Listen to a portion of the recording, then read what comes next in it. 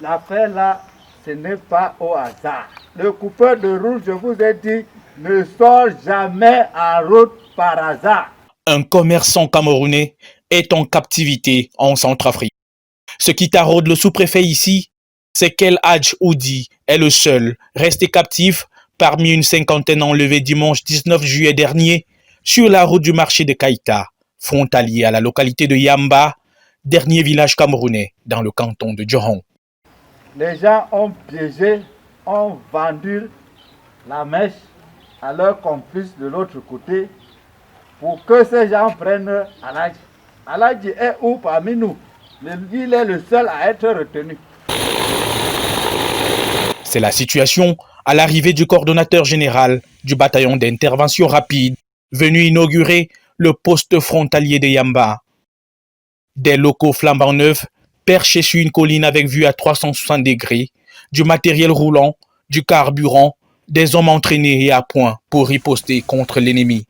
Objectif, sécuriser cette partie de la frontière. Ce pont sert de ligne de démarcation entre le Cameroun et la République centrafricaine, un pays déchiré par la crise sociopolitique depuis 2013. Selon des renseignements concordants, il y aurait un groupe rebelle à portée ici, précisément à 10 km, ce qui relève l'importance de la 52e unité légère du bataillon d'intervention rapide dont le poste vient d'être établi à Yamba.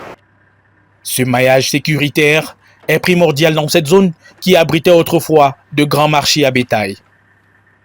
Il faut dire que généralement c'est un couloir de mobilité pour les malfrats, pour poser des actes, que les malfrats utilisent pour poser des actes contre nos populations.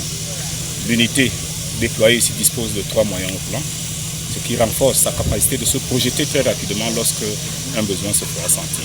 Le chef de l'État, chef des armées, a décidé de créer des postes frontaliers au plus près de vous pour ramener la sécurité.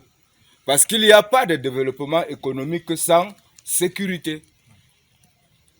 Et il l'a d'autant fait dans un contexte marqué par la crise que vous connaissez, mais il a consenti les moyens pour bâtir ces camps. La région de l'Adamawa partage près de 150 km de frontières avec la RCA. La présence permanente du BIR devrait ramener un peu de sérénité au sein de la population qui a déjà assez payé un lourd tribut.